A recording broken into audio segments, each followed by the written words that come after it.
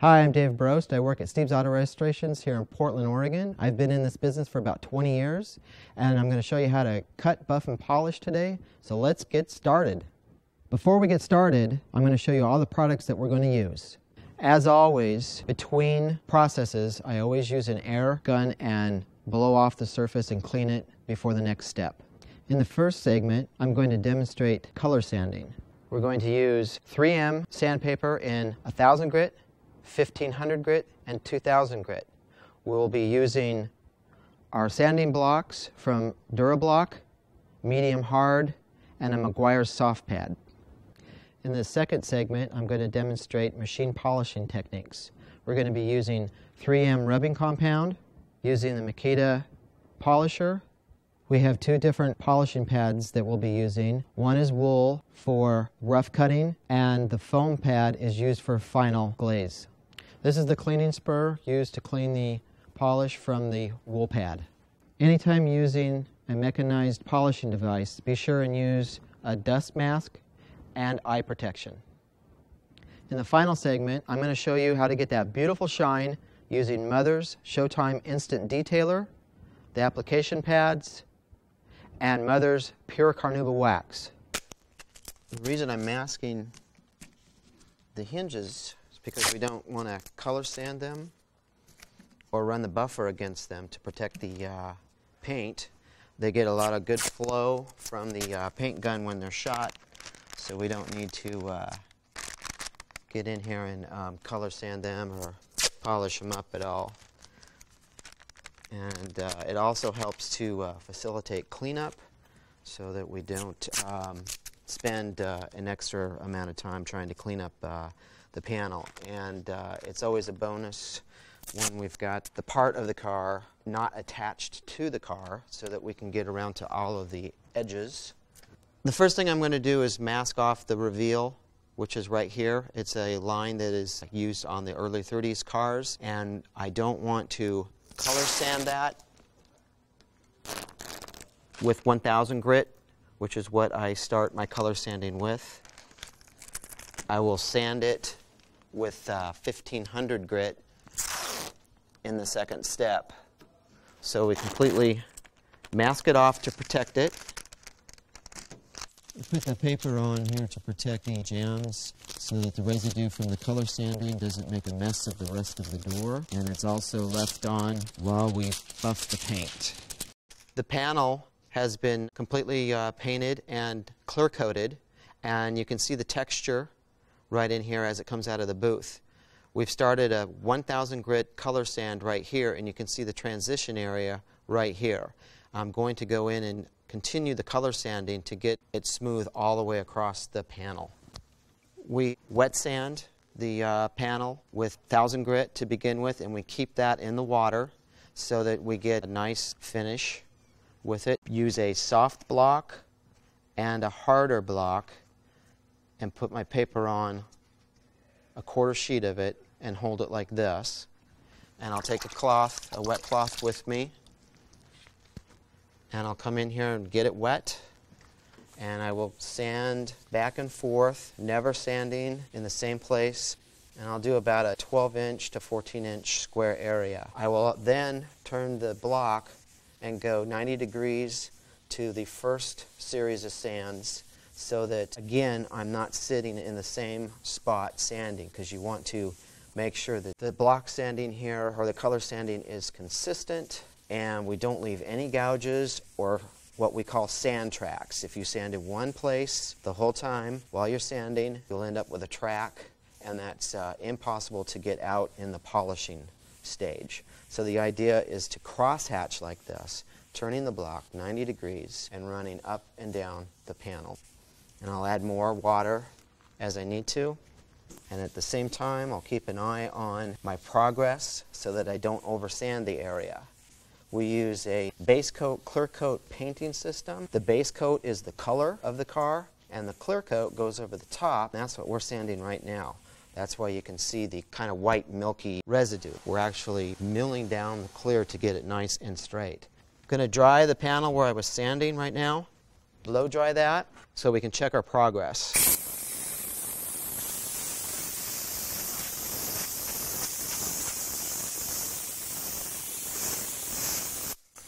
And you can see the area in the middle here where I was sanding. We have a real good area that is completely sanded with the 1000 grit, but as you get out to the edges, you can see where there are still more of the orange peel that we need to get rid of in the 1000 grit sand. Okay, I'm going to wet the panel. I'm going to start color sanding with the 1000 grit and get rid of some of that texture.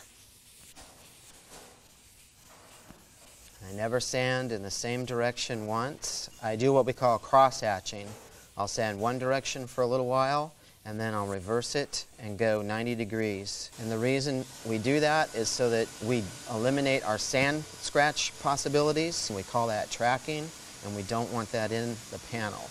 By cross-hatching, we end up with a very smooth, glass-like finish on the panel when we're all done. After doing this for a few minutes, I'm going to go ahead and stop and put my pad and sandpaper in the water to keep it fresh. And the reason I do that is that the edges of the sandpaper can cut into the clear if it's rather soft, and the water helps to keep the edges of the sandpaper soft. I'm going to wipe the panel down like so and dry it off with a blowgun and check our progress.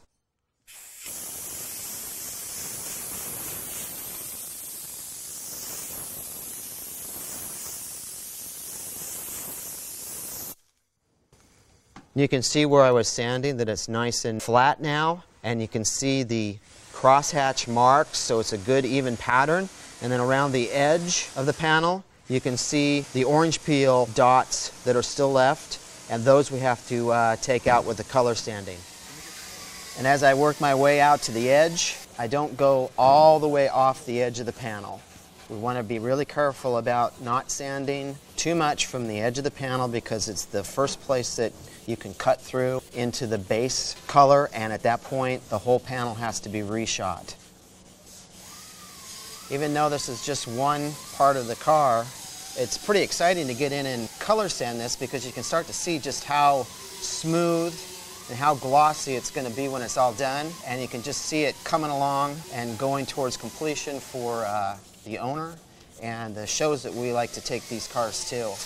And it's just one of the many processes that we've got to go through to get the cars on the road. I'll add some more water.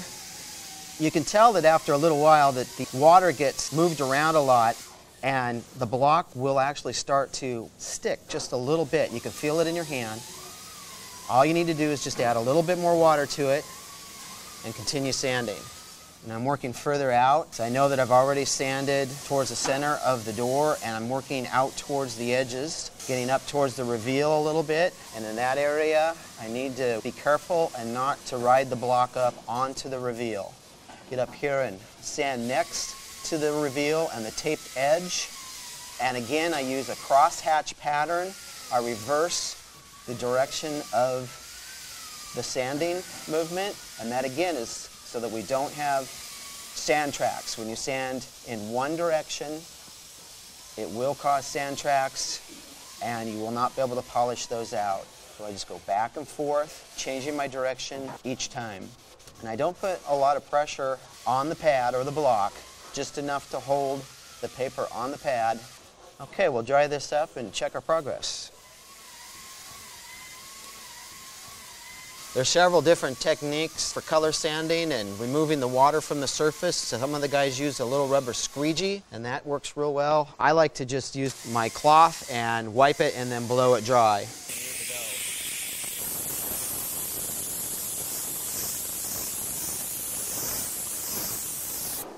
I'm finishing up across the bottom of the reveal, again carefully cross-hatching and changing my direction of the sand. I'm then going to work down the edge of the door, and here we have to be really careful. Very important not to sand here in one spot, because you have a great chance of cutting the edge and going through the clear into the base coat, and at that point you're going to have to repaint the entire door. If that does happen, the first thing you'll notice is that the milky white residue of the clear you'll see here will turn whatever color your panel is. In this case it would be kind of a pinkish color. And at that point you've broken through, and you'll have to stop and reshoot the door and then color sand it again. There's no UV protection in the base coat. and it will cause the base coat and the clear coat to eventually separate from one another. Then your paint job is really no good anymore. And we've always tried to do show quality work here at the shop. A lot of the cars are driven and taken real good care of, but we want to make sure these paint jobs last a lifetime for the car owners. So as you can see, I'm working closer and closer to the edge of the door, cross-hatching as I go, and just being real careful and watching what I'm doing. I may come in and a little bit more often and dry it off, and again check my progress. You can see where I'm color sanding right up to the edge of the door at this point. This is where we have to be really careful so that we don't break through the clear into the base coat, which is the color of the car. And I've got a little bit more I can sand. You can see some of the dots left from the orange peel, the way it was shot. We want to flatten that all out, at the same time being extremely cautious not to go through the clear. I'm working down the panel. In my head, I keep an idea of where I have color sanded already so that I don't miss any of the spots, so that we get rid of all of the orange peel. I'm going to work down the door edge, again being very careful not to sand in one spot for any length of time. So go up and down, cross-hatching, changing the direction, keep the variety up so we get a good flat surface. It's also very important to remember to run the sanding block off the edge of the door like this. Don't run it back this way, because that's when the edge will get burned. I add a little bit more water, it's getting a little sticky, and I'm going to continue on down the door edge. And again, the pressure that I put on the block and the sandpaper is very light, just enough to hold it together. I don't push down very hard at all. The 1000 grit sandpaper will last quite a long time. When it's new, you can feel the grit as you're sanding in the paper, even though it's really fine. But after a little while, it will tend to dull up and it gets a little slicker. And the longer it sits in the water, it tends to dull off as well. It will last the longest out of the finer grits. The 1200, the 1500, and the 2000 grits are coming up. And those papers will not last very long at all. This 1000 grit sheet that I have now, I should be able to do the whole door and finish the color sanding with this 1000 grit. It's much easier to color sand and polish this door off of the car. When we're doing cars here at the shop, we always do them ground up. So they're brought from bare metal all the way up to a turnkey state, meaning that the car is completed, it can be driven out the door. And so each part is painted individually after it's been fit to the car, and then that way we can color sand and polish each and every part necessary to put the car together. And that way I can put it on a horizontal surface like this and get right to every edge. If it were on the car, I would have a hard time getting to the lower edges and also to the outside edges, as they would be right up next to the, say, the quarter panel or the rocker of the car, the bottom of the door. You can also see down here where I'm color sanding that the door does curve downward a little bit, and it's harder to get at that area when it's on the car. Okay, I'm going to go ahead and dry this off and check progress again. This is a process that you just have to keep repeating. You can see this edge right down here is a lot crisper than it was before. I think that's good enough for the 1000 grit sandpaper right along here. This edge needs a little bit more color sanding. I can still see some of the orange peel. So I'm going to sand there next and get rid of those. Usually about the third time through with the 1000 grit sandpaper, most of the orange peel will be gone and you'll have a real good surface to start the next sand. I'll go ahead and dry this up too. Okay, what I'm doing right now is I'm getting at a low angle and I'm sighting across the panel using the reflections of the overhead lights in order to locate any of the orange peel that I've missed. At this point, after the 1000 grit sand, it's going to be really hard to find. We may find a small group of light bumps, and that will show up after it's been polished as a series of very small ripples. And all the cars we do, we want to try and get rid of all of that. Right now, I'm not seeing anything at all, so that area looks really good. I'm going to go ahead and continue to color sand down the bottom part of the door. Right here we've got a little bit of a flaw in the paint. It's really minor, but here at Steve's we like to take care of every flaw that we find in the paint, which is not very often. This could have been a little speck in the spray gun. It could have been something that landed on the clear after it was shot. However, it's very small, and we'll go ahead and color sand that out. Once again, I'm working on the panel. I'm not sanding in one spot, and I'm starting on the panel and sanding off of the panel. I'm going to change direction so that we're cross-hatching again. Doesn't matter if we're working in the middle of the panel, getting rid of the orange peel, or going after a flaw. We want to spread out the sanding pattern so that we can get a nice, smooth finish when it's all done. If you sand in one spot the whole time, the least you'll end up with is a divot or a low spot. And the show quality paint jobs that we do, you can see that when you sight down the side of a car. And we want to eliminate those. Okay, let's check the progress. Okay, there's a little bit of the imperfection still in the clear. I'm going to go ahead and color sand that out. Cross-hatching and starting on the panel and color sanding off of the panel so that I don't hit the edge of the door and go through the clear. It shouldn't take much, and I'm actually holding the sandpaper and sanding block lighter than I normally would and decrease the pressure on the edge of the door. I'm going to go ahead and dry it off. It's sanded out, it's gone, and you can see the edge right here where we've color sanded, and that's exactly how you want it to look when you're ready to go to the 1500 grit sandpaper. This is one of the more complex areas of a car to color sand when you're going around a radius like this. This is 1000 grit that I'm color sanding with, and I'm using the hard block and a soft block underneath of it so that it will conform to that curve and the radius a little bit more so it won't cut it flat. We want to make sure that it stays nice and round. And just like color sanding before on the flat area, you want to constantly move the block back and forth and crosshatch. Change the direction and keep moving.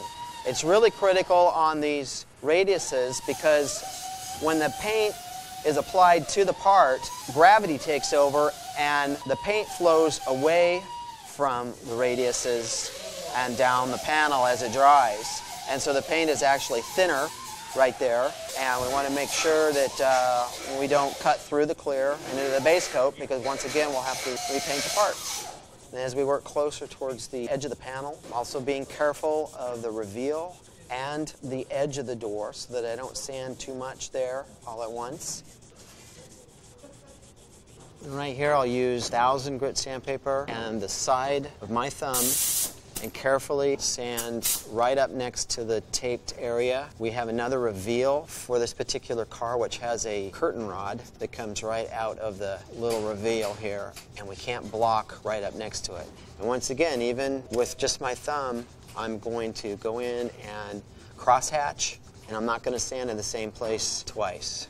This is a method to use only in small, impossible to reach areas with the block. I'm going to go ahead and dry that off.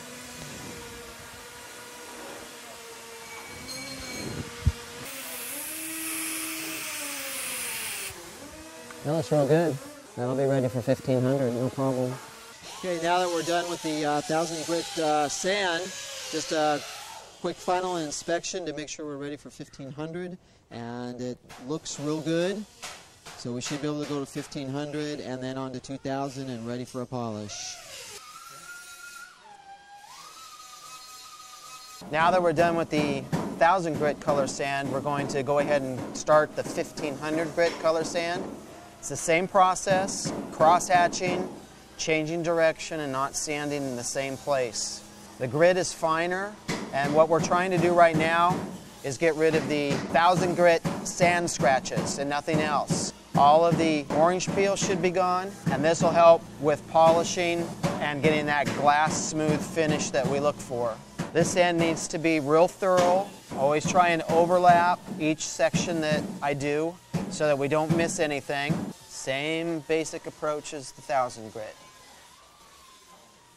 As we get close to a reveal again, we'll work that real carefully and crosshatch up to the tape, back and forth. to remove those 1000 grit sand scratches.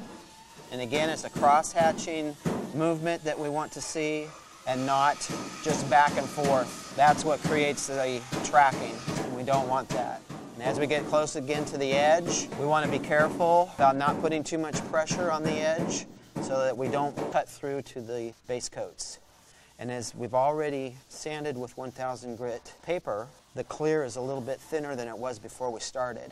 So we need to be really careful about staying light on the edges. We don't want to oversand those areas. Okay, I'm going to go ahead and dry this off so we can check our progress again.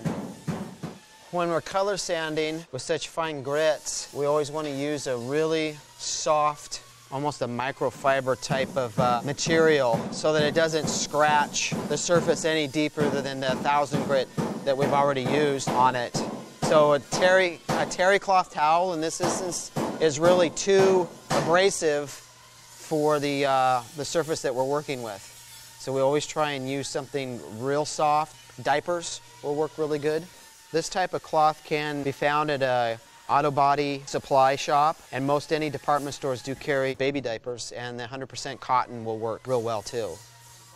As I check my work with the 1500 grit, I want to look for any leftover orange peel. If there's any slight notice of that, I will color sand that some more. Again, I'm looking for a smoothness of finish with the 1500 grit, and it's really hard to tell the difference visually between the 1000 and 1500. I can see a little bit here where I've stopped with the 1500 and we can see some of the 1000 grit. Other than that, I just need to make sure that I'm getting all the way through the panel thoroughly. So I'll continue sanding with the 1500. And again, I'll use the same technique for putting the paper on the pad so that the edges are soft and not sharp, so it will not cut into the clear paint. This will be done again in the 2000 grit sand, and that really helps to keep everything nice and smooth, because as we get down in the finishing phases before polish, it's really important to keep things smooth. And I'll continue the cross-hatching method, and I'll overlap each sand stroke, and I'll overlap also into the previous area that I sanded a little bit so that it's done thoroughly. Once we're done color sanding all of this with 2000, we have probably color sanded close to half of the clear coat from the panel. And that's why it gets real important that we watch the edges and not sand off too much. And we normally will apply 4 to 5 coats of clear, and we are always working to apply it leaving a very tight-knit orange peel pattern. That will give us a better finish when we're done color sanding than something that looks glossier or flatter from the spray gun. I use the term color sanding when working with the 1000, 1500, 2000 grit sandpaper, because years ago there wasn't much in the way of clear coats, and when you sanded the car, you were sanding right on the color. So if this panel didn't have clear coat on it, you would notice a lot of the residue would be the same color as the panel, and that's what we termed it color sanding, because you were sanding the color on the car. But these days we use the base coat, clear coat method of spraying, and that way we're just sanding on the clear coat, the white milky film that you see here, and that will give a better protection for the color. It'll last longer, take quite a few more waxings and detailings than just plain color, because every time you go in and polish or color sand to get rid of scratches or imperfections in the paint, you're removing that paint until eventually you'll go right through into the primer of the car. I'll go ahead and dry this off again.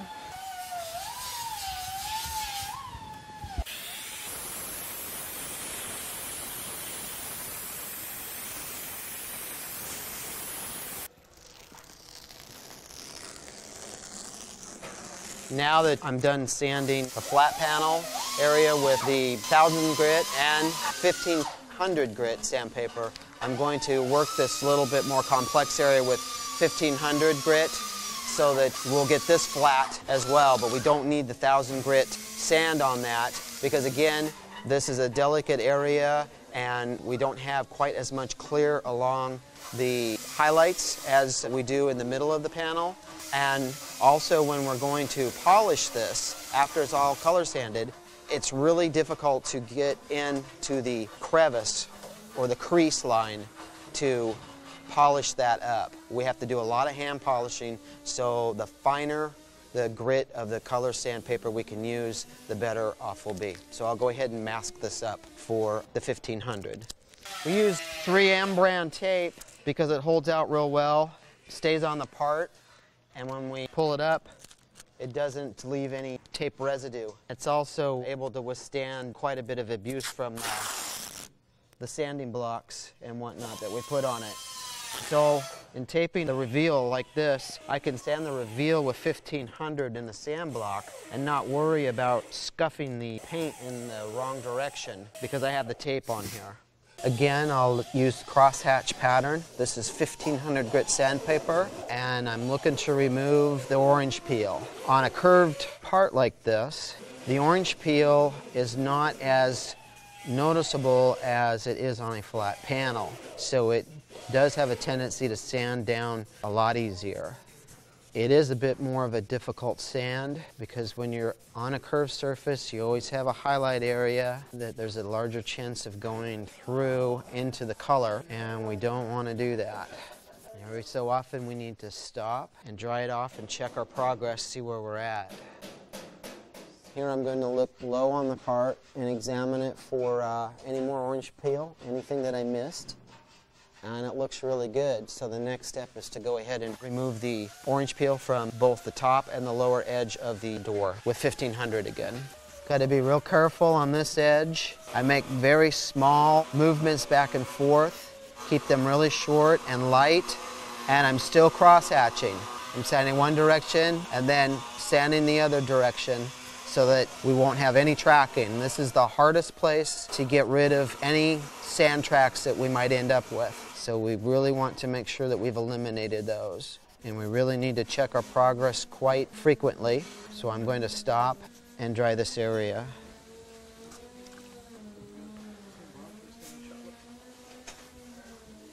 There's a few areas right in here that we need to sand a little bit more, but all in all it's coming out really good. Really try and tip the block on its edge to reach those areas, and so we're not over sanding anything that we've already hit with 1500. And I'm still trying to cross-hatch, even if, since it's a small area, I'm still going to try and keep moving the block in different directions so we're not going to track it. So we'll dry it and check progress again.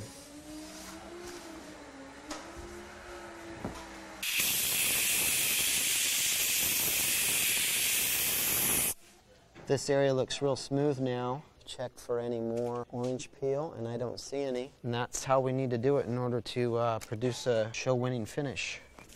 Okay, I'm going to finish this area up with 1500 grit. And when we're done, we'll go to 2000. 2000 grit sand is the last sand on this panel before polish. And again, the tape is helping to protect the rest of the panel from going over the edge of the crown of the reveal and not scuffing the rest of the panel. Same process, cross-hatching, and don't sand in one place. Just move it back and forth, change direction, and keep a good idea about how long you've spent sanding a particular area so that you've just done it thoroughly enough to remove the 1500 grit sand scratches. It's easy to find out if you've sanded with 2000 enough, because when you start polishing, if you end up with a lot of short, straight scratches, they can be difficult to take out with a polisher. So it's best just to go back in and color sand that with a little bit more 2000 and then polish it again. This is really a very fine grit of sandpaper. You can't even feel it on your fingers, but it does make a difference in the time savings in polishing. I'm going to go ahead and dry this off and check our progress.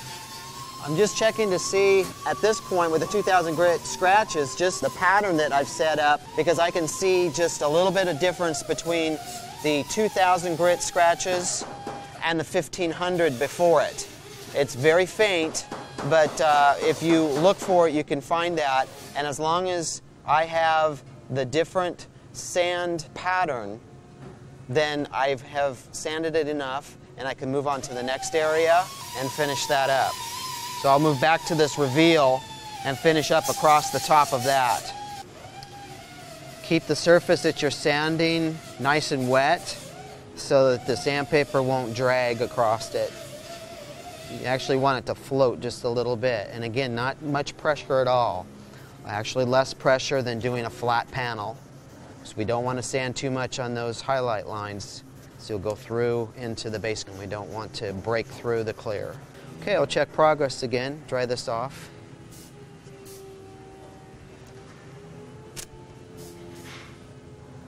Okay, the sand pattern looks consistent, all in 2000, and I can remove the tape and sand the panel with 2000 grit.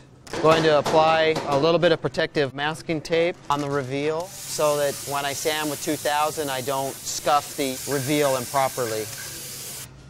Okay, I'll sand the panel with 2000 grit, again using the same cross hatching. Again, I'm going to be very careful about the edge. This is the last sand before polish, and I don't want to cut through the clear. And as I work against the reveal again, I want to make sure that I cross hatch and not sand parallel to the reveal. You don't want any sand tracking. And here I'm using very light pressure. I just want to remove the 1500 grit sand scratches. There is a little variation in the pattern when you dry it between the 2000 and the 1500 sand scratches, but you really have to be careful and look for it, especially when you're first starting out. Okay, I'll go ahead and dry this off and check progress.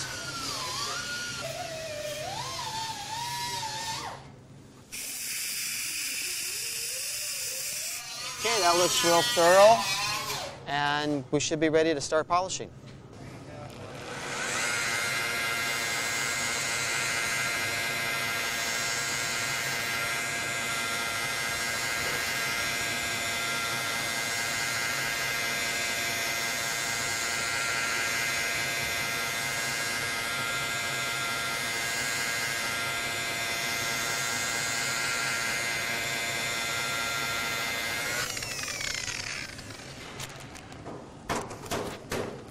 When working with the more mechanized buffing equipment, I always like to use a dust mask and safety goggles.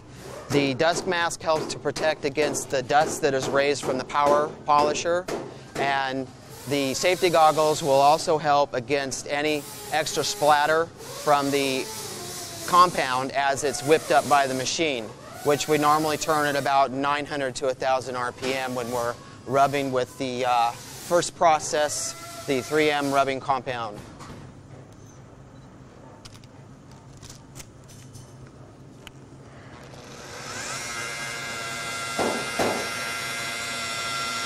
Again, I put masking tape on the reveal to help protect it from the buffer, because the least amount of abrasion on a delicate portion of the panel like that will help keep the clear coat on there so that we won't go through.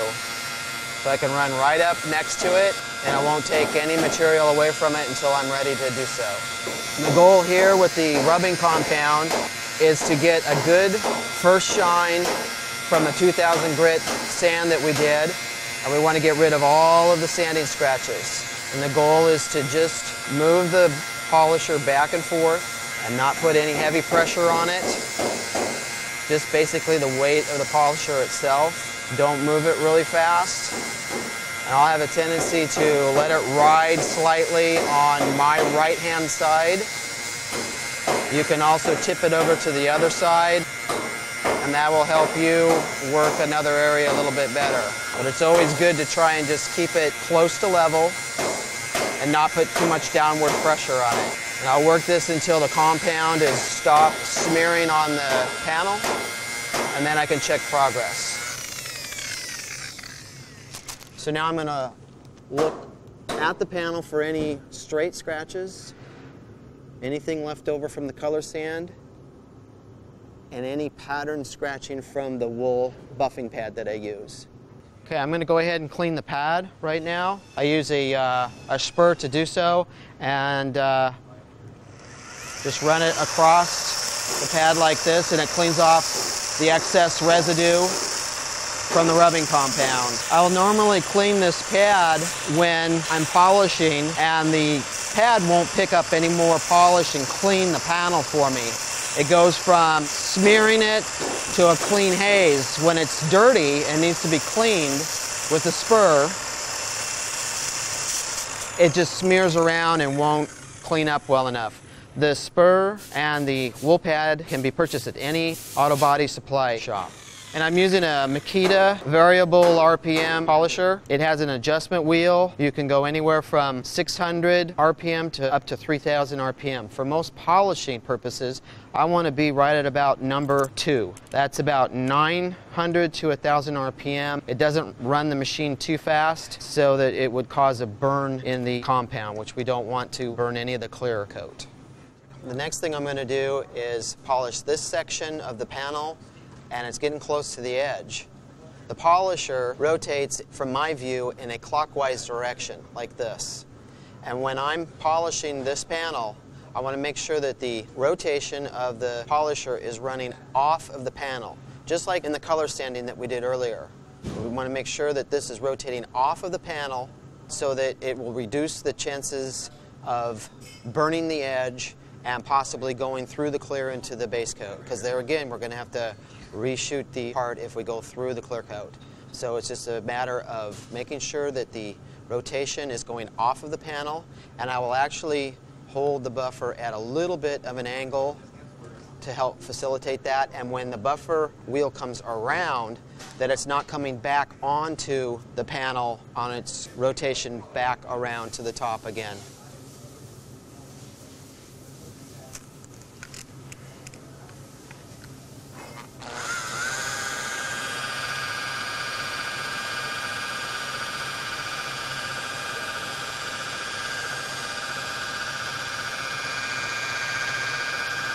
Okay, I'm going to stop and check a progress. You can see in the center of the panel, it's coming up real nice. I see one really good sized color sand scratch, which I'm going to have to continue to go after with the rubbing compound. And then the edge will also need some more work too, but I'm a lot more careful on the edges of the panel, so that usually takes a little bit longer.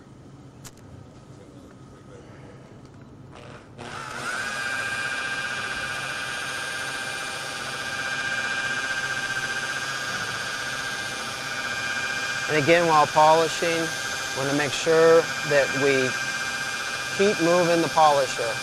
Don't stop in one position, and keep the RPMs down around 1000. We don't want it spinning so fast that it's going to catch on every edge that we come up against. Just about got all the compound up. It's not smearing anymore. We're seeing a little bit more of a gloss in the paint and just the haze left over from the wool pad. And we are getting closer to the edges at this point, and they're glossing up too. But again, we don't want to stay on those edges very long because they will burn. Okay, we'll stop and check progress. And again, I'm going to look low on the panel and see how it's glossing up. It's looking a lot like glass, which is what we want to see. And I can still see, it's hard to believe that there's a sand scratch left here. The rest of the panel is coming along really good. But we've got one sand scratch right here, probably left over from a 1500 sand, and it's starting to melt out with the compound. We're going to run the buffer on it again and melt it out even further until it's gone.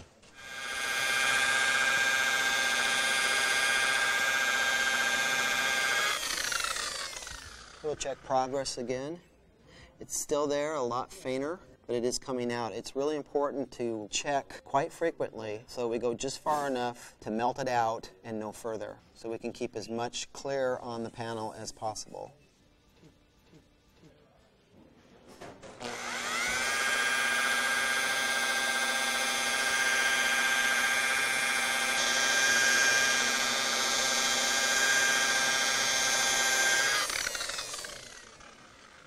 that scratch is gone. So we'll move on to the rest of the panel and keep watching for those as they pop up so we can get rid of them as well.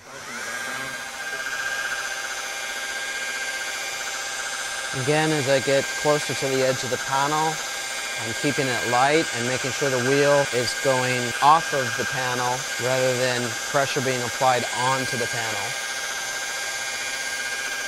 I'm going to go ahead and finish this panel up with the rubbing compound.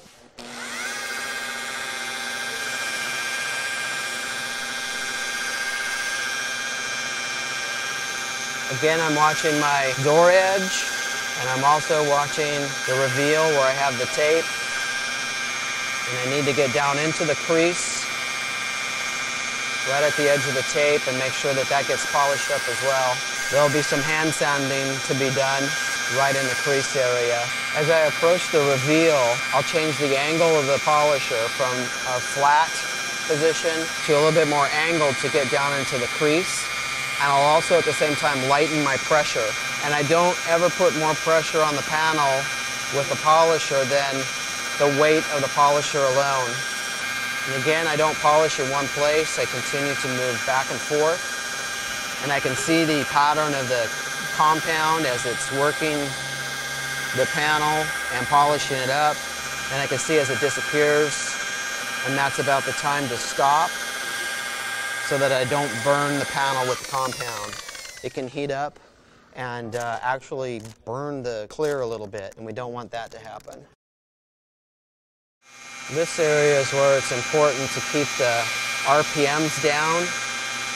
I'm at about a 900 to 1,000. If you work around a hinge or other protrusion, the buffer wheel can actually catch it, and you can damage the panel quite easily. So we need to be real careful around here. And I'll angle it up a little bit to try and get closer to the base of the hinge to reduce the amount of time it takes to hand polish that area. But there will be some because we cannot get the polisher all the way to the base of the hinge. Exposed hinges are some of the hardest things to polish around because they stick straight up several inches from the panel. And especially they're tough because they're right at the edge of the door. Okay, I'm going to go ahead and blow the dust off so I can apply some tape to protect the upper part of the reveal.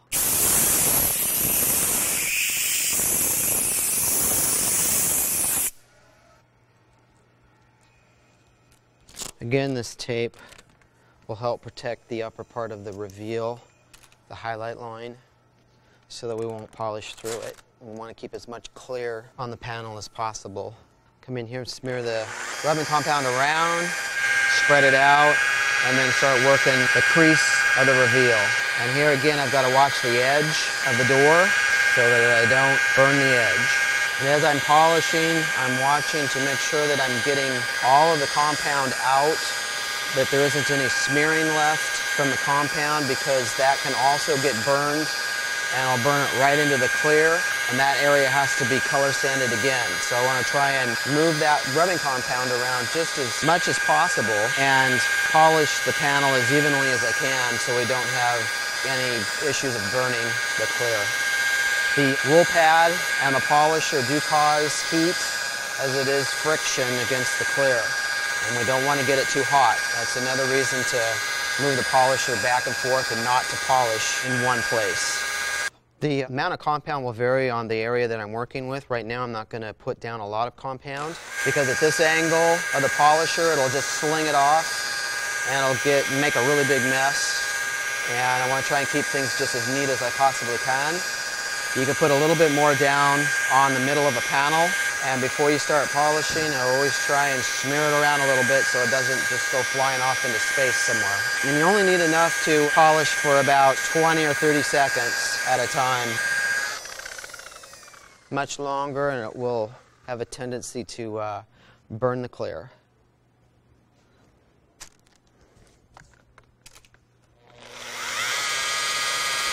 And on this edge, at this angle, I basically just tickle the panel with the polisher so that I can get it to shine up for me enough so I don't have to spend a lot of time hand rubbing it, but it is an area that I'm going to have to rub by hand before it's completed. Okay, I've removed the tape from the reveal, and I'm ready to go ahead and polish the reveal with the buffer. And we do that just at the very last here so that we can protect the reveal and not get any extra buffing on it so that we don't break through the clear. So it's done a little bit separately and after the panel is done. So I'll go ahead and start the polishing process. And once again, I keep the pressure, the down pressure very light, even lighter than the machine. So I'm really holding it up off of here, and I'm going to polish it very lightly. I'll change the angle of the polisher so it meets the panel to better polish it and make sure that I keep the extra weight off of the critical points, which are the highlights both on the bottom and the top of the reveal. This is something that we've been very careful of since we started color sanding with 1000 grit. Because if the clear gets too thin, you can break through the clear into the base coat color at any time in the process. I'll go ahead and stop and we'll check progress. Again, I'll look at it from a low angle to check the reflection that I'm getting. And that looks real good. And I don't really see much in the way of sand scratches, so I'll move further back on the door and continue polishing. Again, I'll change the angle of the polisher as it relates to the panel so I can get out to the edge and back through the middle. And I'm also being very careful of the highlight areas here. Very light pressure. I'll go ahead and check progress. It's important to check the progress quite frequently on this to make sure that we don't go overboard and take too much material out. We just want to get rid of the sand scratches. And that part looks good too. So the next thing we'll be doing is a little bit of hand polishing to get the areas polished up that it could not reach with the buffer, and we'll be ready for the next polish step. Now we're going to do a little bit of hand polishing around the hinge where it's so difficult to polish. Just need a little bit of compound. I'll work in a circular motion. And I put pretty good pressure on this. It's difficult to bring up quickly. I'll work an area that's maybe about 1 inch by 2 inches at a time, and I'll just go back and forth working in a circle. And I'll keep at it again, just like the polisher, until the compound is worked, until it stops smearing and it's dispersed enough to where you can see how much you've glossed up the edge here. I'll take the towel and I'll wipe up any excess material, and we'll check our progress. Again, I'll sight down that kind of low, and it looks like there's still some sand scratches in there. So we'll do it again. This can be real tedious. You can spend as much time hand sanding the hard to reach areas as you can polishing the whole panel. So we'll just repeat the process until we've melted the scratches out of the panel. We don't want to leave any dull spots on the panel at all. And a lot of times these hard to reach areas are right on the edge and around hinges, such as this. We want to make sure those are all glossed up so we don't have to do it when the car's all together. Okay, the compound is starting to thin out. Stop smearing as much. Give it a little bit more. Go ahead and check our progress.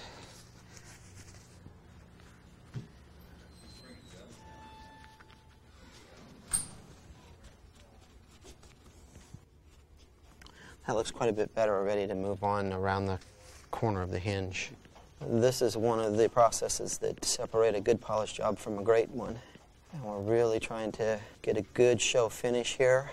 We want to get to every corner we possibly can and get it to shine up. Such a small area, I can also reverse the direction in which I polish it, and that's to keep the polishing process as smooth as possible. And the goal is to really just get those sand scratches out. Doing it by hand, it's about all you can do. You want it to gloss up really good. Don't want to leave any scratches behind. There are smaller mechanized polishers, but they still will not get completely into a corner. And the smaller polishers usually turn faster, they're not as easily adjusted, and we have a chance there of burning the compound a little bit more. A lot of times what will happen when you have something turning fast near the masking tape, it will pull compound off of the masking tape and burn it into the clear. And then we have to go in and color sand that area some more, and it's already difficult to bring up. And I found it's just as easy to polish it up by hand at that point. Looks like that's coming along pretty good. The creases of the reveals are really hard to get to, so they always require some hand polishing. And I'll usually wad up the cloth a little bit and try and really get it down into the crease, get that area to shine up. It's also really important to make sure that we've color sanded fully in there with the 1500 and the 2000, but not the 1000 grit, so that we can polish these scratches up without taking a lot of extra time. When you go back and forth, I'll show you a little bit here, it leaves these streaks. Right now they're just streaks in the compound, but pretty soon they'll become little fine scratches in the clear. And they won't come out unless you color sand it again, and they're very easily picked up by reflections from the sun or any kind of light, so they're really noticeable. You'd be surprised how noticeable they would be. And now the polish is starting to dissipate, and I'll go ahead and wipe that dry.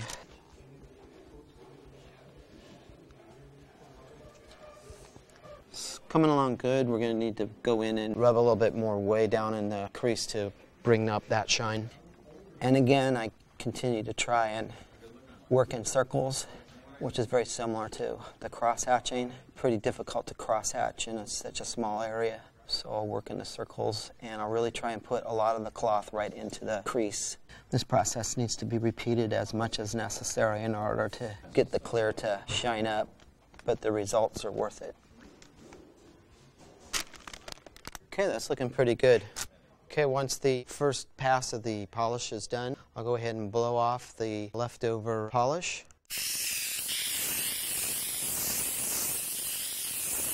Then I'll wipe down the panel so that we're ready for the foam polish. You don't want to leave any of the heavy polish on the door so that we can get a nice clean finish. And we'll come in and we'll dry the door up and we'll be ready for the next step. Even when I'm washing the panel, I still try and work in circles so that I don't cause any very fine scratches, even when just wiping it down. Okay, we're ready for the foam glaze, which should bring it up to near completion. Okay, I'm going to switch from the wool pad to a foam pad now, and when I'm done with the wool pad, I'll remove it, and the Makita has a little stop button, and you can unscrew the pad. Our wool pad is a double-sided pad, and at this point I will go in and wash this with water thoroughly. I'll put it back on the buffer, and I will put the spur to it while it's moving and completely clean it and dry it out at that point, and it's ready to use the next time. For the final polish, it's a real good idea to use a foam polishing pad. These need to be centered as best as possible so they don't oscillate. And again, I bring it down tight. This uses a Velcro backing, and again, this is a 3M product here, and we just put it on even. And we're ready to start polishing with the foam pad. The speed is the same as the wool pad, and that is about 900 to 1,000 RPMs. The process is very close to the same as the first pass through. We used Mother's swirl remover to get to the next step. Smear it around with the foam. We'll work back and forth, and immediately I can see the haze left over from the wool pad disappear, and I'll really bring up the shine of the panel. This process usually does not take as long as the wool pad, as we're just trying to get rid of the haze left over from the wool pad, because it's a lot heavier compound and much more abrasive. And once the swirl remover is dissipated well enough, I'll stop and we'll apply it again. Take another look and see if I can find any other sand scratches that were missed from the wool pad. And I really don't see any, so I could continue polishing with the foam. Here I'm real careful on the reveal. The foam pad is not nearly as abrasive as the wool pad, but be sure to wear your eye and mouth protection. I can coast up to the reveal, but again, I don't keep it in one place. I am continually moving it back and forth, just like the wool pad, but the masking tape is not needed at this stage. It's a lot less aggressive, and as long as you are very conscious about writing up on the reveal, keeping that down to a minimum, you should be just fine.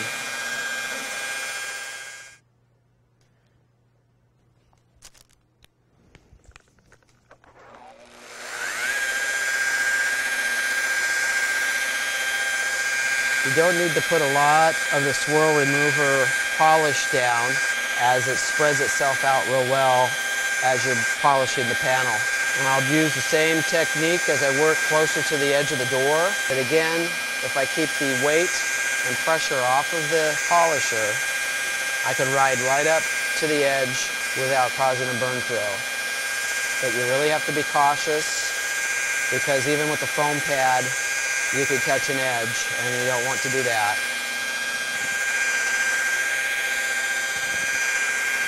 Okay, I'll go ahead and stop and check our progress.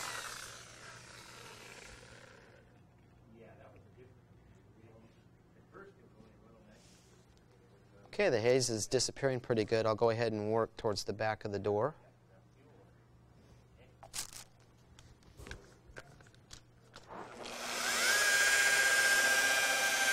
And be very careful not to back off of the door edge. I'll have to come around and catch that from the opposite side. But I can get the middle portion of the door, get a better finish with the foam polishing pad when we keep the polisher parallel with the panel that we're working on, and I'll clean the panel right up. Okay, we'll check progress.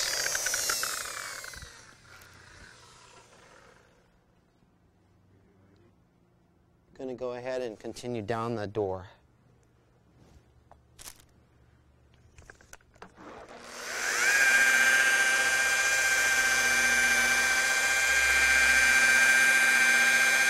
And I'm working up to the back side of the door hinge again. And I want to be careful and not ride up onto it so the buffer won't catch the hinge, which could damage the paint. I also want to be careful of any compound that has dried on the surface. I have a little bit over by the edge of the door, just above this lower hinge. And I don't want to keep writing over the top of it, because that can burn the clear, and we'd have to color sand it and polish it again. But we can wipe it off with water, and I'll go ahead and do that right now. A little thing like this can really ruin the polish job, so we'll take it out with a little bit of water, and we'll put on some more compound and continue our polish work.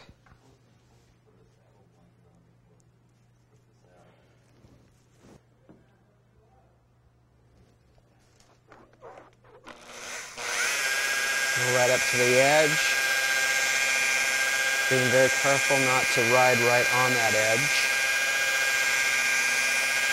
And you can see that the dried compound is completely gone, and we haven't burned the clear, so we could just continue on. I'll lift up slightly and put a little bit more pressure on the inside edge of the buffer towards the middle of the door, and keep it very light on the edges of the door so I don't burn the clear. And I'll continue to move the polisher around so that we don't burn the clear. It's really important to check the progress as frequently as possible, especially when you're just starting out. So you can see how it's polishing up, that you're not burning the compound into the clear or catching edges. This part of the panel looks real good. I'll go ahead and move towards the back. And here again, I'm coming up to the edge, and I want the polisher to be rotating off the edge of the panel and not onto it. I want it to go away from the edge. And just like cross-hatching with the sandpaper, I can also change direction with the polisher in some cases. Okay, we'll check progress.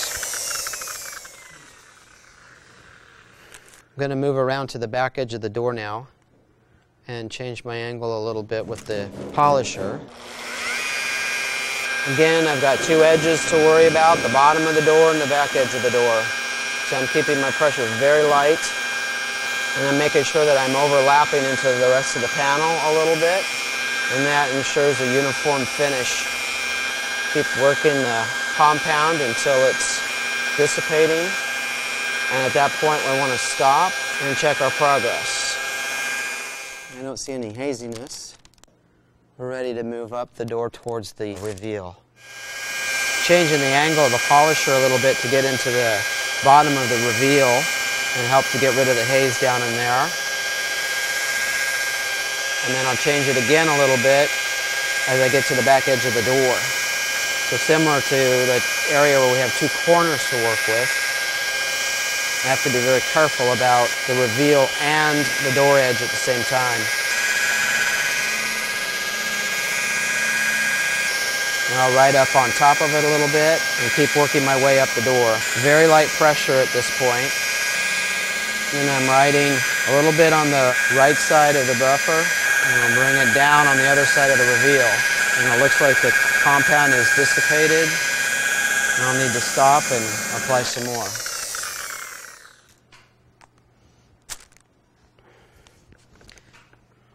Smear this around a little bit so it won't spray.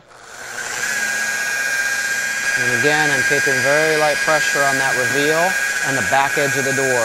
I'll change my angle and pressure as I move across the panel. So right now it's very light on the edge, a little heavier in here. Again, no more than the weight of the polisher. And I'll work it down the radius. And again, I'm keeping it very light here.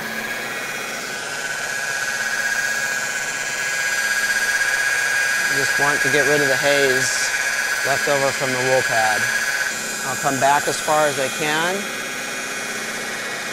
I don't want to go off the back side of the door. That could cause a burn in the clear. And again, we'd have to repaint, and we don't want to do that.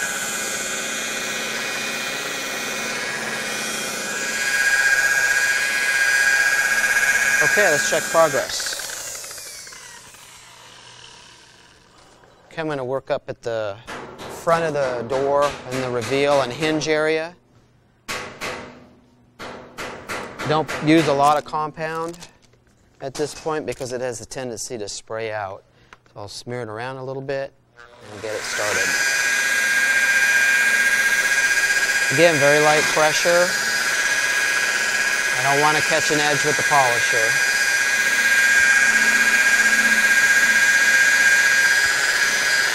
Very light pressure in here. It's just basically tickling the panel, and it's cleaning the haze off real good.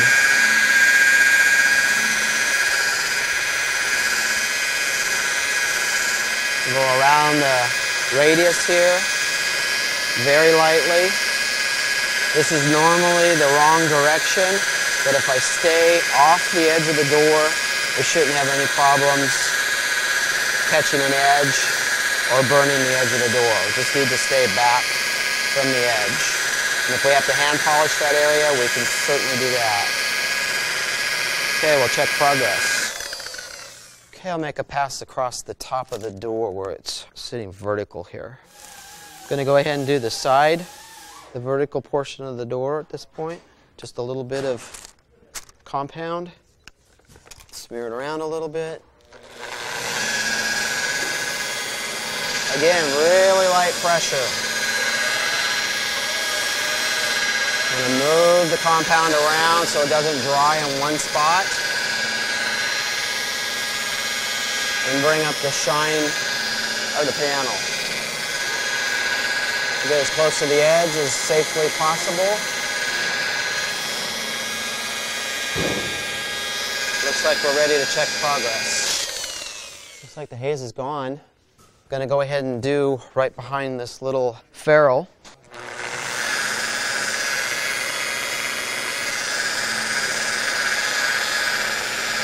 Again, very light pressure. And we've got to watch the edges. And get rid of the haze. Just lightly touching it at this point, really light. Okay, we'll check progress. Looks like the haze is pretty well gone. It's got a good gloss. So the next step would be to remove what's left of the masking, the hinges and the ferrule. Clean the panel once again and do a foam wash with it, and that'll take off any haze that's left. Even careful not to put a fingernail onto the paint at this point because it is really glossy, and fingernail's hard enough to put a little scratch in the paint. Go ahead and remove the tape on the hinges as well. Again, carefully try not to get my fingernails on it. We're that particular.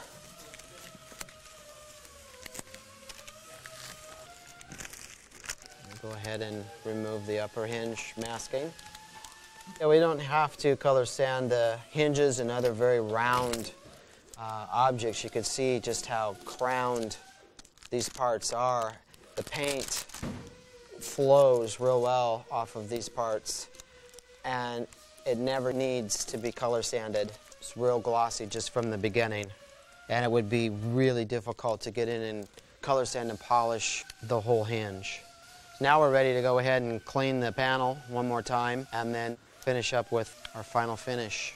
Color sanding, cutting, and buffing is a step-by-step process, and between each process we go in and wash the part down before we go to the next series of steps.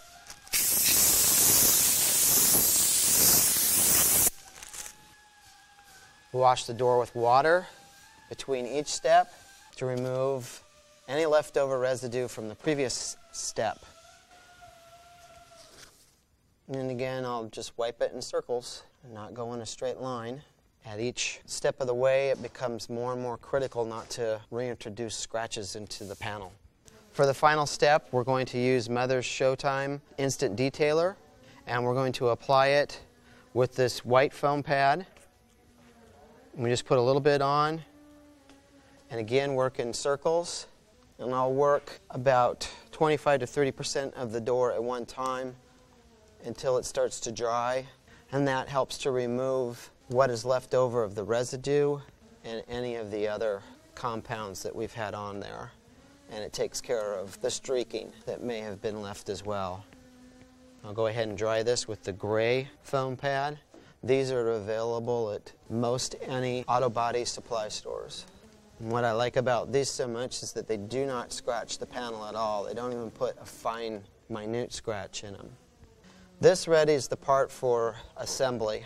That way I know it's clean enough to be installed on the car. Again, I keep a circular motion. I don't go in a straight line, and I'll overlap where I had cleaned on the other part of the panel. Make sure that I get everything covered. I can ride up over the reveal or the hinges. At this point, these foam pads are so soft they won't even scratch it. They won't even scratch the clear. It's much like wax in a car. We'll do this step just before the wax to make sure that the panel is as clean as we can possibly get it.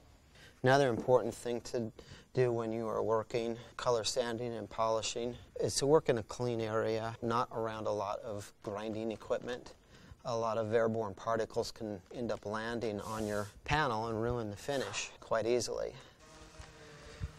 A lot of what has to do with great finish is the gloss and the depth of the paint, and most of that's due to a good clear coat and also a good color choice, and that it is as glass-like as it can possibly be and consistent throughout. You want it to be as slick on the edges of a panel as you do in the middle. That's really important. Just put a little bit on, a couple little squirts, and that really takes it a long way. Don't have to apply a lot of the instant detailer. You want it to start to dry and dissipate while you're polishing it, and that's what helps take care of the residue and the streaks left over from the last operation. Dry this up and we should just about have it.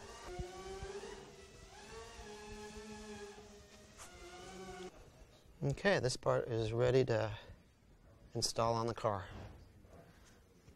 Hi, I'm Frank Roll. I've been a painter since 1982. I'd like to show you some of my techniques for color sanding and rubbing on a light colored panel. I'm also going to show you how to take care of some problems like runs, orange peel, and the occasional dust speck. So why don't we get started? Here's a run in your clear coat. Common mistake, easily taken care of, kind of intimidating for some people. Happens to all of us. Also, we have orange peel that we have to deal with here. Let's start sanding and see what we can do with it. First thing we're going to do is take a razor blade, standard razor blade, and plane or scrape the top of the run off. You'll see it to show up real close. What this is doing is it's cutting down the top of the run, down closer to the plane of the rest of the paint. And now you can see we're about to the same level as the rest of the paint. It might take a few minutes to do. A very steady and very careful hand. You can work it out. You can see this run in there as it's starting to go away. A couple different angles.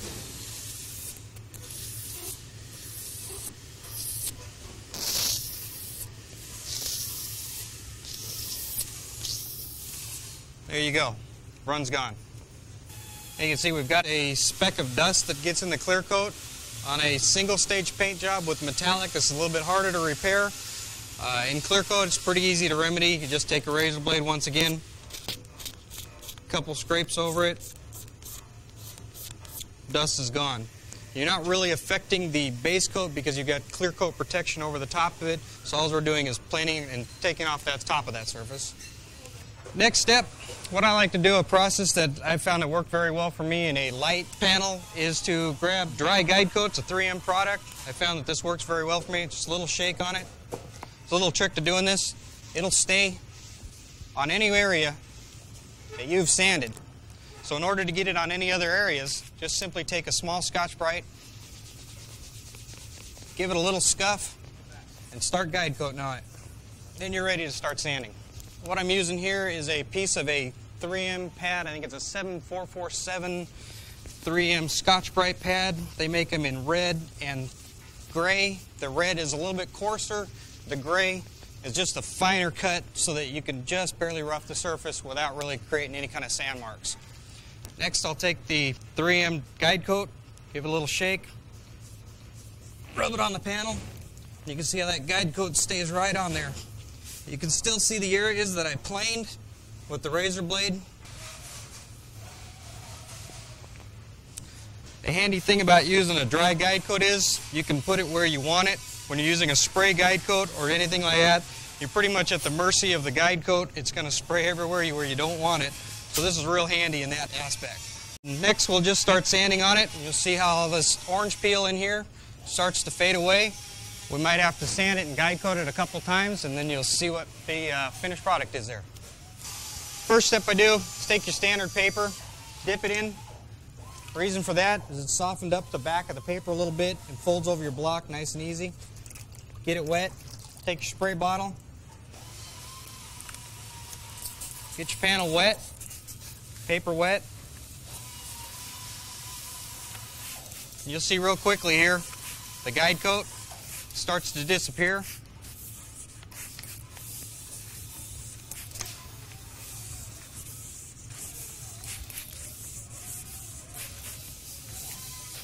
It's real important to keep the panel wet as you can. You want to carry that dirt and all the sandings, everything that comes off the block, you want to carry it down the panel. You don't want to keep using the same water and keep everything clogging up your paper. So it's real important to keep it as wet as you can. You can see a little bit of the orange peel we shot in this panel for demonstration purposes. This is a common thing that happens when you're painting a little bit too dry in your application, and here's your fix for it. You can make the worst paint job look really nice. It's a little bit of sanding and polishing. Just like guide coat on a primered panel, guide coat works exactly the same way on clear coat. When the guide coat goes away, you're ready to go to your next grit of sandpaper. What I'm doing here is cross-hatching the panel. It's the way you keep your panel as flat as you can. Cross in one direction, cross in the other direction. You see the guide coat start going away right there? This is 800 grit paper. I use that for a first cut to knock the orange peel and any dirt specks, any runs, any problems, stuff like that. Re-guide coat and then start out with a finer paper after that. So right now I'll finish the rest of the panel up.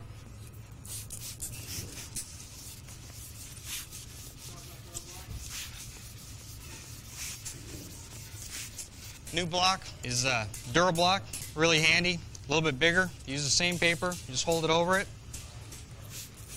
Get a little bit larger area at a time. It conforms a little better to the panel.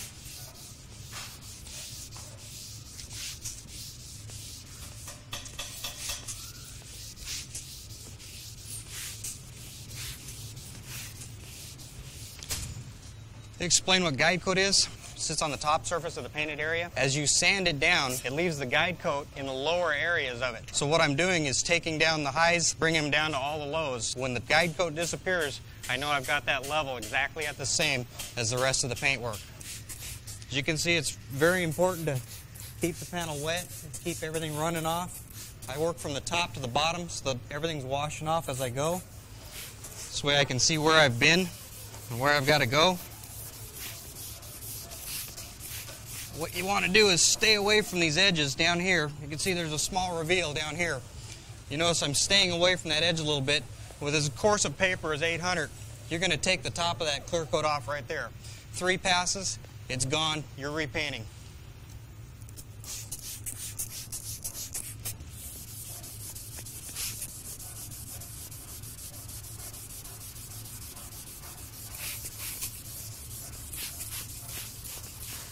You can see most of the guide coat's gone now. So I'm not going to try to take it all the way down with 800 because then I'll be removing too much material. I know I've got a little bit left to go here, so I'm going to switch up to a finer paper and then remove the rest of it. First I'll be drying it off and reapplying guide coat. First thing I'm going to do is dry the panel back off so we can apply the dry guide coat. Just wipe off the excess water.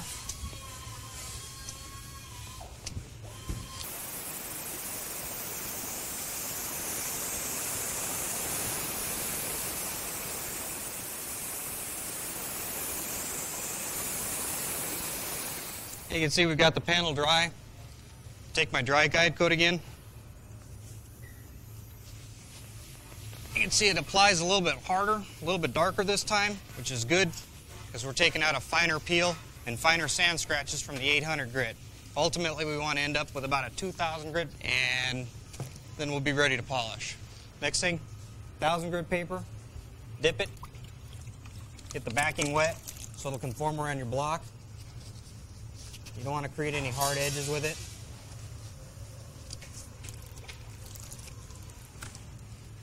What I've done here is applied the guide coat again. If you notice with the 800, I didn't sand down in here. I didn't sand near the top. So I want to leave it so that I can sneak up on it slowly with the finer grit paper so that it doesn't, actually we'll leave enough material there so when we get to rubbing on it, we won't be burning through on those edges because it's a lot easier to burn through on an edge here or an edge here. So I want to leave as much material up here as I possibly can. In the flats, it's a little easier, so we can get a little more aggressive in there. So I'll start sanding with 1000 grit now. Mind you, keep the block wet, keep the panel wet. It's the most important thing. You can see the guide coat comes off a lot easier now. You can just see the light imperfections still in there. I can work up to the top, keeping it wet all the time. You can see that guide coat's starting to come off up in here. You can see the peels disappearing. So I like to work top to bottom so that all the water's draining down. It's preference. You can get in there and cross hatch it so the panel stays as straight as you can.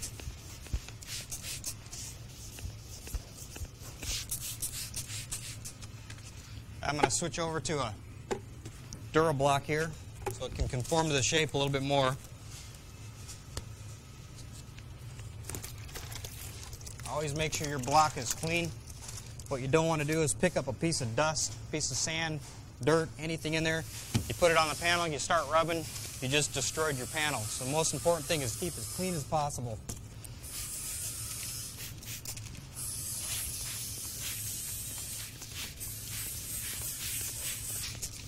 You see the pattern that I'm sanding here? I'm still cross-hatching.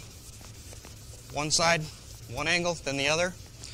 Most important thing when you're blocking, you don't want to turn your block, you don't want to tip it. So you're just using the center of the block. You'll be taking out the center of the panel. You want to keep your block as straight and as flat as you can in the panel. so that you're not edging up.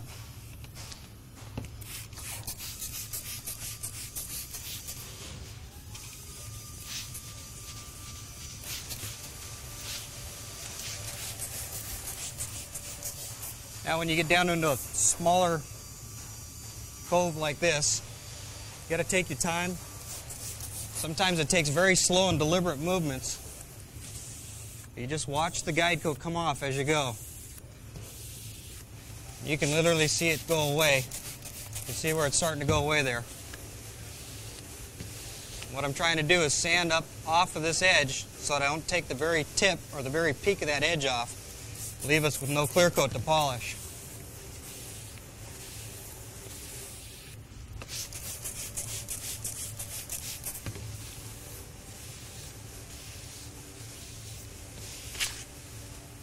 There's a common thing that happens. A lot of times when that happens right there, just take the paper and start over. You'll have wrinkles in the paper there. Those wrinkles will ride up on the panel, and that'll create sand scratches, deeper marks than what the paper is actually capable of doing. I don't know if you can see how that's wrinkled there, but that one's done. Turn around so I have a better angle at the panel. Whenever you get near an edge like this, what you want to do is make sure your block stays as flat as possible on the panel. Run the block off the panel. Whenever you tip up on the edge and you go up try to get around a corner, you're going to take all that clear coat off that edge. You'll have nothing to buff again, and you'll be repainting it again. So be real careful. Run the block straight out and off the panel.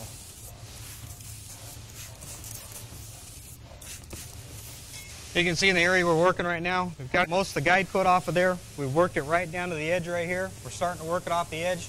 What I'm going to do now is dry it off and guide coat it again so we can start over with our next grit of paper. Okay, what I'm going to do is dry the panel off, get as much water as we can so we can apply dry guide coat again.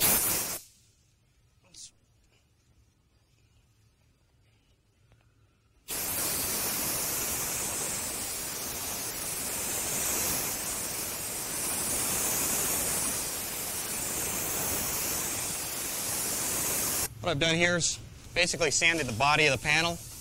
Now I need to get into the corners. I need to use a smaller block. Once again, I'm going to scuff the panel back over here in the corner so that the guide coat will stay on the panel. You notice I'm working one area at a time, and for demonstration purposes, we're just going to work one part of the panel so we can show you the difference in what it is.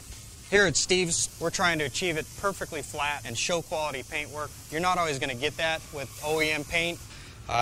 Factory paint jobs usually come very peely. It's more of a technique of spraying to duplicate that. And you can color sand and buff a little bit, but you don't want to do it too much or you're going to lose that original factory finish. Here we're looking for perfect show quality work.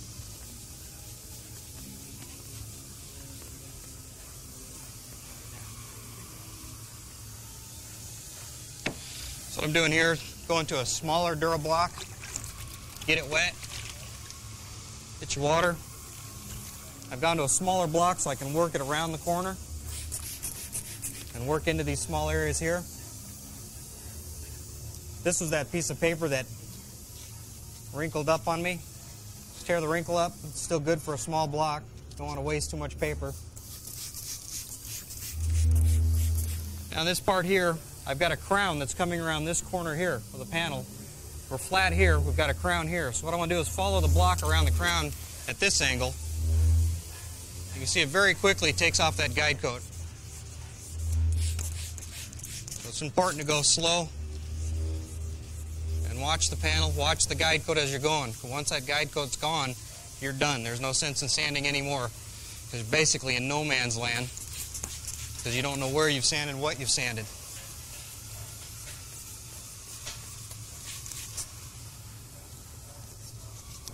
So you can see, as I talked earlier about going off the edge of the panel, you don't want to tip your block. You want to go off the edge of the panel. Just continue to easily go off the panel, pulling the block away. You can see how that guide coat comes right off right there.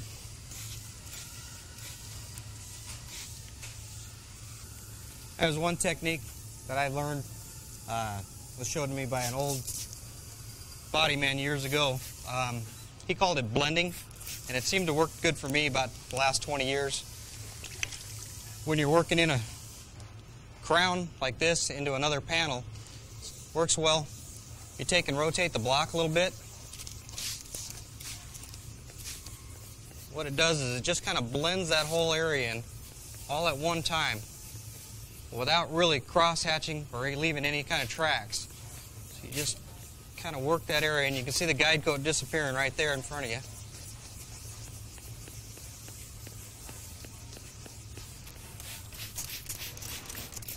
Doesn't really matter the direction that you're going with the block, as long as you keep it smooth. And one of the key things of blocking is let the block do the work. Don't try to force the panel. If you're pushing on the block or you're forcing on the panel, you're going to create the panel to bow. All you're going to do is create more of a mess. The key thing to do with it is let the block do the work. If you notice, I'm barely holding the block, and I'm allowing the block and allowing the paper to cut. And I find the good thing about sanding in circles is your arm doesn't get tired of doing this, so it's a little bit easier on me when I'm getting older now. Now I need to get down in this corner here, and you can still see the guide coat hanging out there.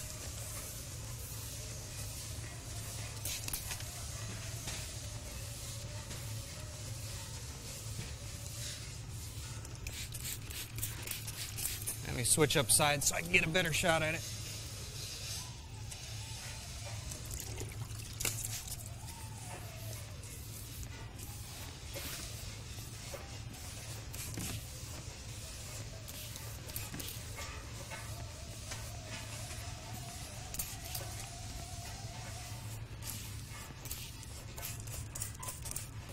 You see it just about gone right there.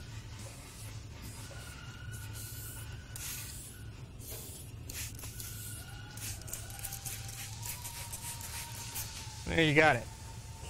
Pretty much all the guide coat's gone. Got a little more to work in the edge right there. I got to fill up with water. We can continue going. There's another way of doing this.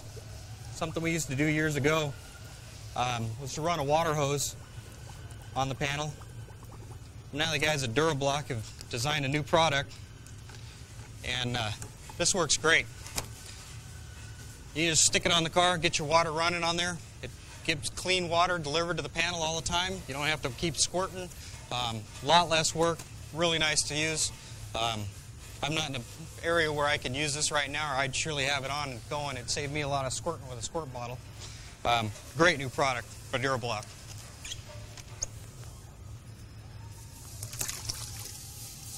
Right.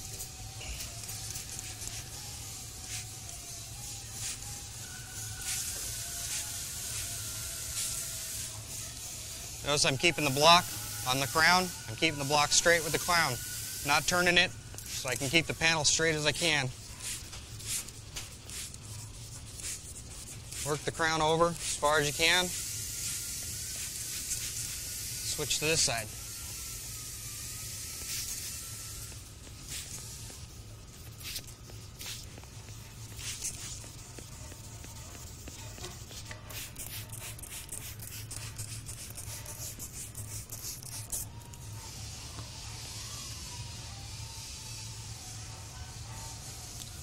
You see that panel's cut with 1000 grit now. What I'll do is I'll dry it, guide coat it again, and then we'll go to a finer paper and get ready for some polishing. Next thing I want to do is work this edge here. You can see I've got a little bit of orange peel still in there. So what I'm going to do is I'm going to scuff this lower section again, or for the first time, down below the edge. Look at that. You can see another piece of dust in the panel. Before I get too carried away, I'll take a razor blade and I'll plane that one off right there. You find stuff like that all the time.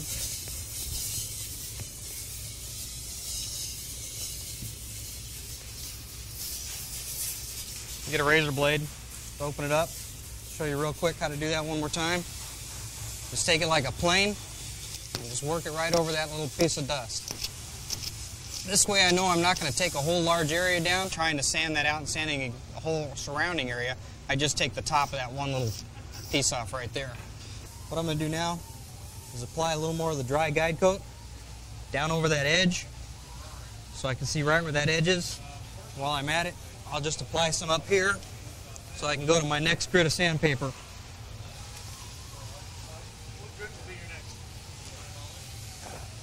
So the next grit I'm going to use on this side of the panel, because I've already did 1,000, I'll go to 1,500.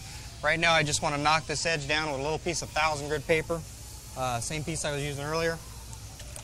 Clean the block, clean your hands, get the panel real wet. What you want to do, the same as you're working off an edge right here, you want to work off that edge up. Keep working off that edge.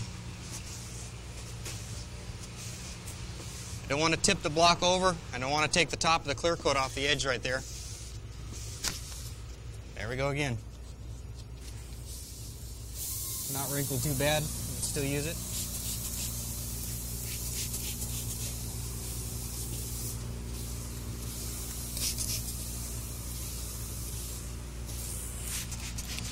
And you can see, as I'm working that edge, you'll see it start to get tight. You'll see the line start to straighten out up there. Guide coat's there, no guide coat. You can tell exactly where your line is, and you can tell exactly how straight your line is before you ever start rubbing it, so you know you still retain your nice straight edges and everything you're looking for. Just sand a little more here. You can see that edge show up real easy there. Right now I'm pulling the block up off the paper, off the edge. Say very little pressure. Let the block do the work.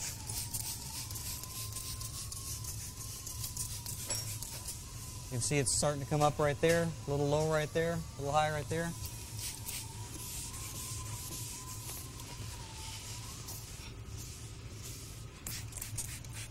So you're getting a nice, crisp, clean line there.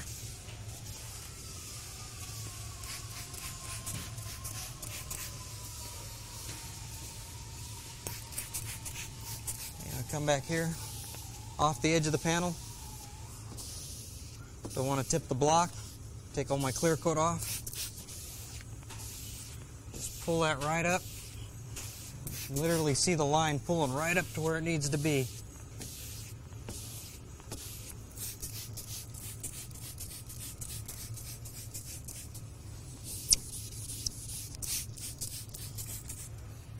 Nice straight line there. Now what I can do is switch up to 1,500 grit paper, and we'll start sanding up in here again.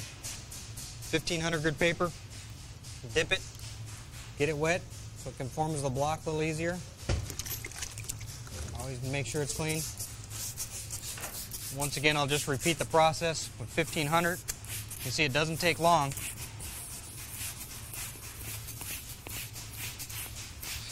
What I'll do is I'll sand this panel one more time, 1,500, to reduce the size of the scratches. And the reason for going to finer and finer grits is the smaller the scratch, the easier it polishes out, the less work you got to do with the buffer.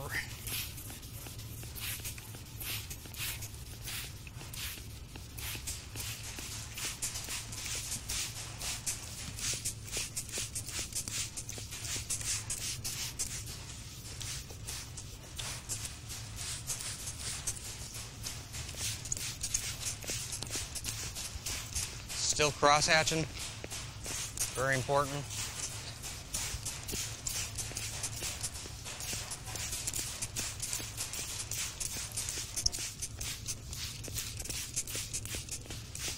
You notice I put a lot of water on there. Just keep all that running off as much as you can. Keep the block well lubricated so that just the paper's cutting the panel. This is another time where that Durablock sprayer would really be handy.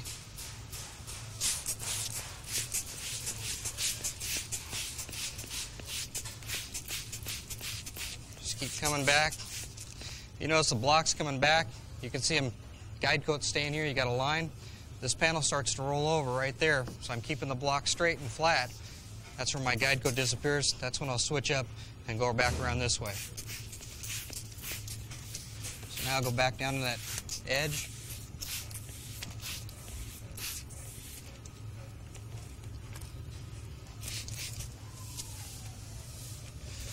can still see a little bit of orange peel in there, but now I'm down to a fine enough grit where I feel comfortable taking the rest of it out without sanding through that edge down there. You can see it. Hopefully you can see that on camera, the little black spots in there. It doesn't take much sanding at all.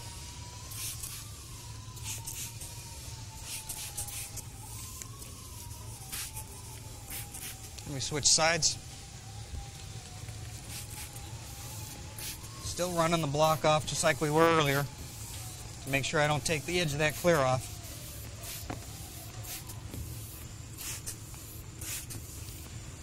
Still got a pretty good idea how crisp the line is going through there. Come around here, make sure the paper is clean, panel's clean. Come back up, around that edge again.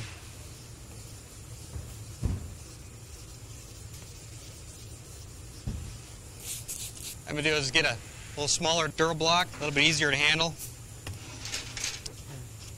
Just going to tear the paper to size of the block so I can get around this corner a little bit easier to handle. Basically the same process, repeated over and over. The object is to get the scratches as small as you possibly can.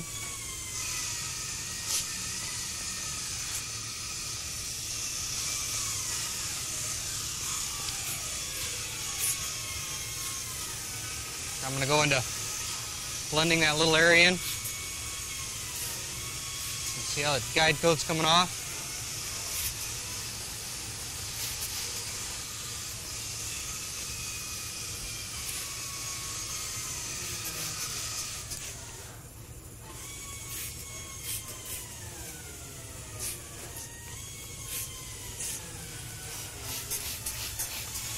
You can see how important it is to keep the panel wet and clean. You can't see what you're doing. You got a little bit of guide coat left there. Still just coming off the edge. Same way, same technique.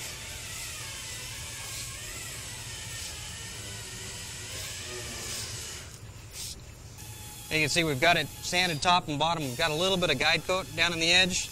Now's the time where you can come over that just until it disappears.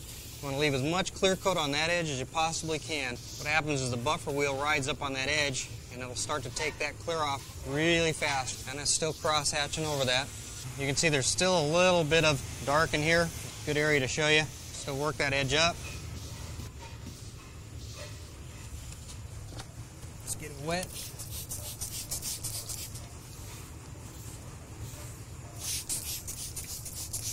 Come back on it.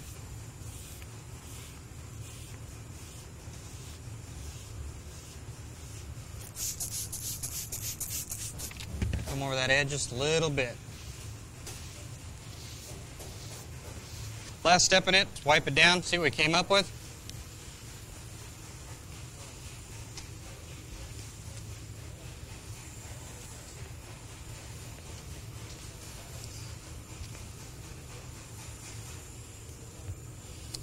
Dry it off.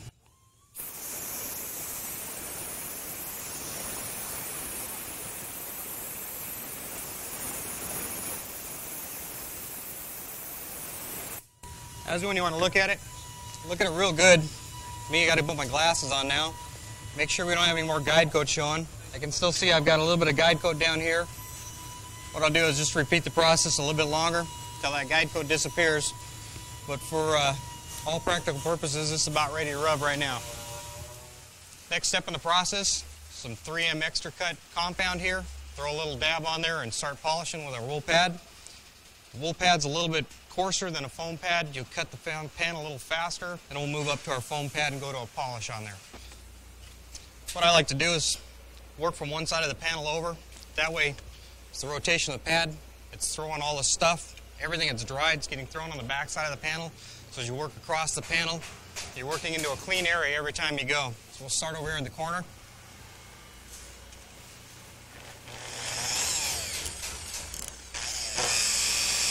What you want to do is get your speed down on it while you're cutting.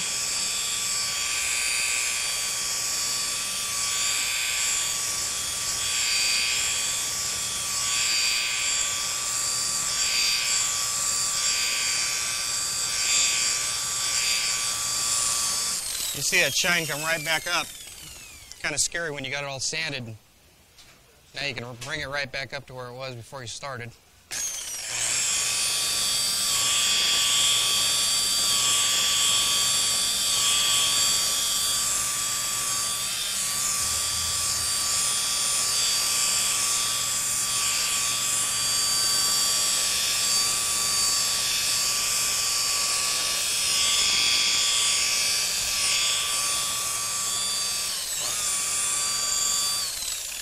Same process as sanding the panel. You take the rotation of the pad, you want to work off the edge of the panel. If you tip the panel where you're cutting in, you're going to take all the clear off the edge again. So I always try to work the edge of the buffer so I'm working off the edge. That way I'm not rolling this side of the pad up and taking the corner of the clear off.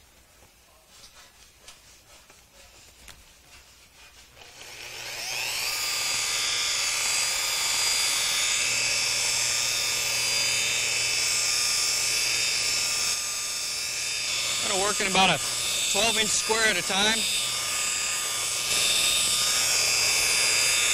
Back and forth.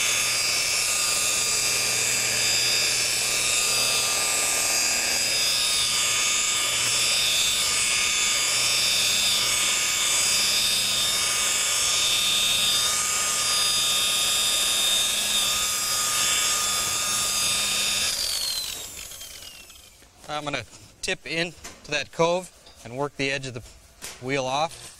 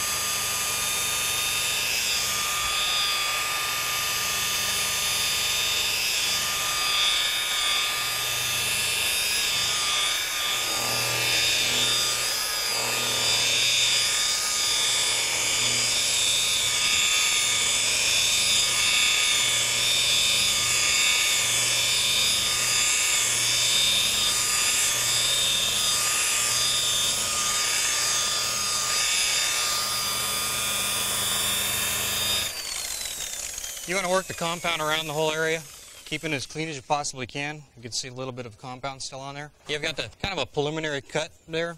Got the big scratches out, got the 1,000, 1,500 scratches out of there.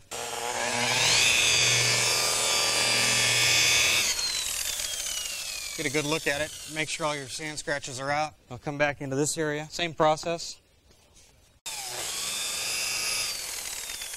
You want to work the pad. You want to work up off this edge so you're not pulling the back side of the pad off and pulling the clear off the edge.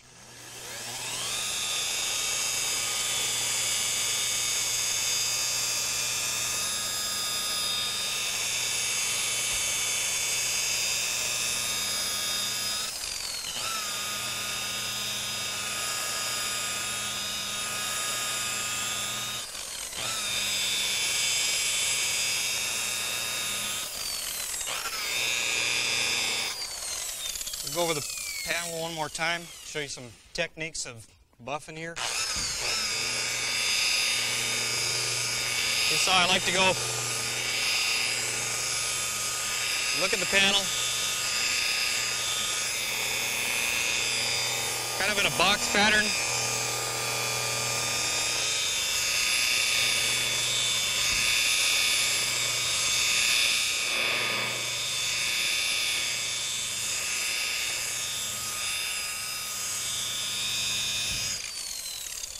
So you got a panel that's basically cut, ready for polishing. What I'm going to do now is show you an example of polished surface to unpolished surface. I'm just going to tape a line in here. Sand that down a little bit. Right there, I'll polish this side of it so you can see the difference between a raw paint and the polished finish of what we're trying to achieve.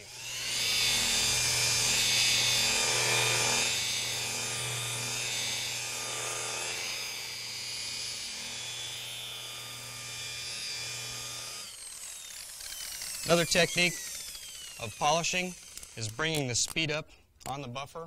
What you want to do is create a little more heat in the panel. It's called burnishing the panel. And what it does is it decreases the amount of scratches by heating the panel and heating the material, and then it turns into a little bit smoother surface, a little bit easier for polishing with the foam pad.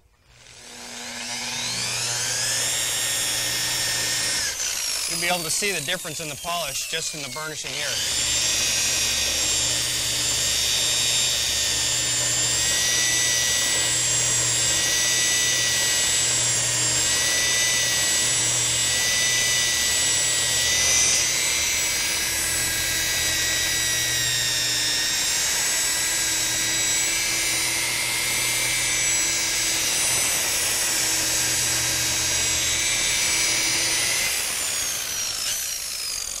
It's a great technique on OEM finishes where you can't do a heavy cut and buff.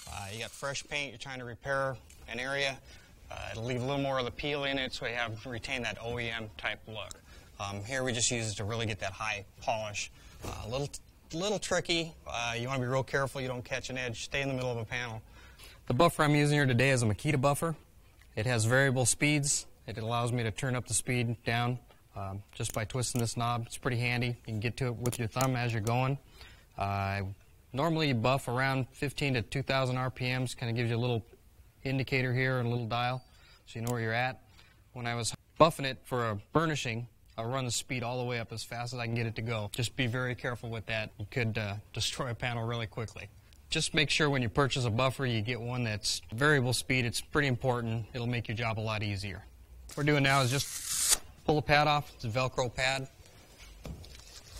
Change it out. This is a 3M perfected foam polishing pad. Kind of get a view of the label there. Works real good for polishing. Center it up. The next step in the process is foam polishing glaze. Apply a little bit on there and work it in. I'm going to spread it out a little bit before you start going.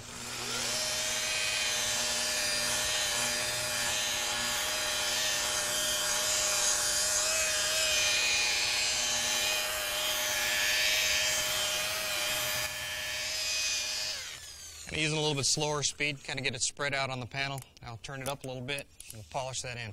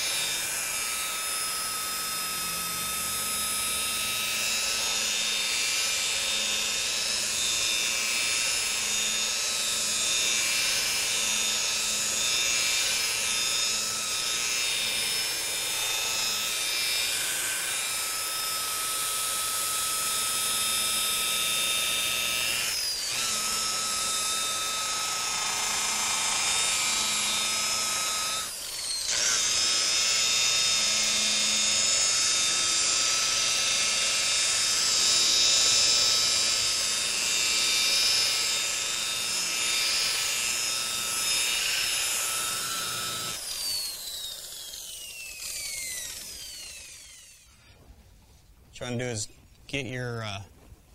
get a light or get something where you can sight in the panel, look through the panel, look at it as close as you can, see if there's anything you've missed in it. Just wipe it down. There's a polished panel. Your next step would be carnauba wax and a hand polishing.